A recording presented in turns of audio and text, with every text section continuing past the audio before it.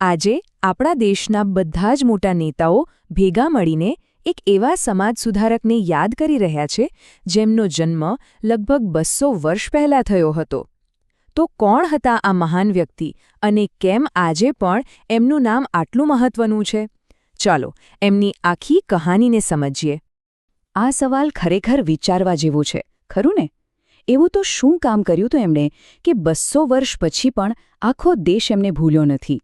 એમનો વારસો આજે પણ આટલો જીવંત કેમ છે? આ બધા સવાલોના જવાબ એમના જીવનની સફરમાં છુપાયેલા છે. તો શરૂઆત કરીએ કે જ્યોતિબા ફૂલે હતા કોણ. એમનો જન્મ પુણે પાસેના એક નાના ગામમાં થયો હતો. પરિવારનું કામ હતું ફૂલોનો વ્યાપાર કરવાનું. આ એકદમ સાધારણ લાગતી શરૂઆત હતી. પણ કોને ખબર હતી કે આ જ વ્યક્તિ આગળ જઈને એક અસાધારણ ઇતિહાસ રચશે? અને અહીંયા જ એક રસપ્રદ વાત છે. એમના પરિવાર પાસે પૈસાની કોઈ કમી નહોતી, પણ સમાજમાં એમને ઊંચો દરજ્જો નહોતો મળતો. મતલબ કે આર્થિક રીતે સદ્ધર હોવા છતાં સામાજિક રીતે એ પછાત ગણાતા. અને બસ આ જ અનુભવે એમને સમાજને એક સાવ અલગ જ નજરથી જોવાની સમજ આપી. ચાલો આપણે થોડું પાછળ જઈએ. એ સમયમાં જેમાં જ્યોતિબા ફૂલે મોટા થઈ રહ્યા હતા. એ 19મી સદીનું ભારત હતું. એવો સમય જ્યાં સમાજમાં જાતિવાદની દિવાલો બહુ ઊંચી હતી અને અસમાનતા એ તો ચારે બાજુ ફેલાયેલી હતી. એમના જીવનમાં એક એવી ઘટના બની જેણે બધું જ બદલી નાખ્યું. એ પોતાના એક બ્રાહ્મણ મિત્રના લગ્નમાં ગયા હતા અને ત્યાં એમની જ્ઞાતિને કારણે એમનું અપમાન કરવામાં આવ્યું. વિચારો, આ ઘટનાએ એમના મનને કેટલું હચમચાવી નાખ્યું હશે. અને બસ અહીંથી જ એમના મનમાં આખી વ્યવસ્થા સામે સવાલો ઊભા થવા લાગ્યા. ફૂલેને એક વાત બરાબર સમજાઈ ગઈ હતી. સમાજની આ બધી જ સમસ્યાઓનું મૂળ એ હતું શિક્ષણનો અભાવ. એમનું આ વાક્ય બહુ જ જાણીતું છે. એ કહેતા કે ભણતર વગર સમજણ ના આવે અને સમજણ વગર સાચું ખોટું શું છે એની ખબર જ ના પડે. આ જ એમની વિચારધારાનો પાયો હતો. પણ સવાલ એ છે કે સમાજમાં આટલો બધો ભેદભાવ આવ્યો ક્યાંથી? આ એક મોટી ઐતિહાસિક ચર્ચા છે. શું આ બધી સમસ્યાઓ આપણા સમાજની અંદરની જ કોઈ ખામી હતી કે પછી બહારથી આવેલા શાસકોએ પરિસ્થિતિને વધુ ખરાબ કરી દીધી હતી?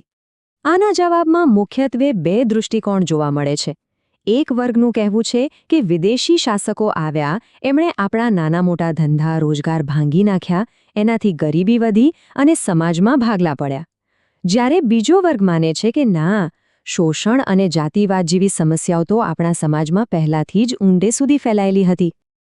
પણ જ્યોતિબા ફૂલે માત્ર આ બધી ચર્ચાઓમાં પડનારા નહોતા. એમણે સમસ્યાઓને ઓળખી અને પછી તેના ઉકેલ માટે નક્કર પગલાં લીધા. તો ચાલો જોઈએ કે એમણે કર્યું શું.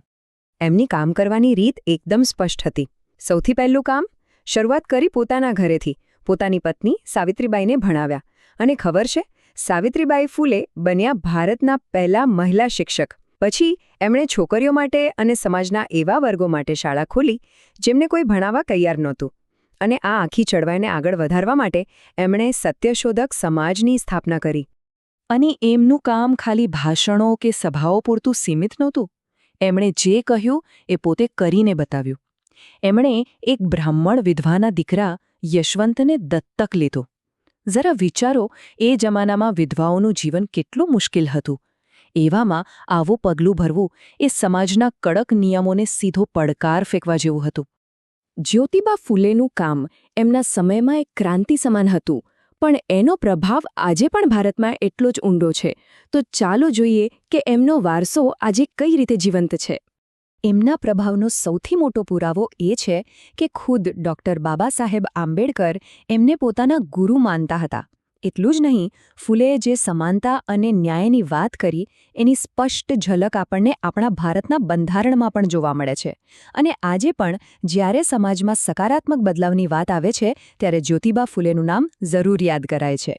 અને બસ આ જ વાત આપણને ત્યાં પાછી લઈ જાય છે જ્યાંથી આપણે શરૂઆત કરી હતી. આજે જ્યારે આપણા નેતાઓ સંસદ ભવનમાં ભેગા મળીને એમને શ્રદ્ધાંજલિ આપે છે, ત્યારે એનો મતલબ એ જ છે કે ફૂલેનો સત્ય અને સમાનતાનો સંદેશ આજે પણ એટલો જ શક્તિશાળી અને જરૂરી છે. અને અંતે એક સવાલ આપણે સરૂએ પોતાની જાતને પૂછવાનો છે. જ્યોતિબા ફૂલે તો એમના સમયમાં સત્યની શોધ કરી, પણ આજના સમયમાં સત્યશોધક હોવાનો અર્થ શું થાય? આજના પડકારો વચ્ચે સાચો સત્યશોધક બનવાનો મતલબ શું છે જરા વિચારજો.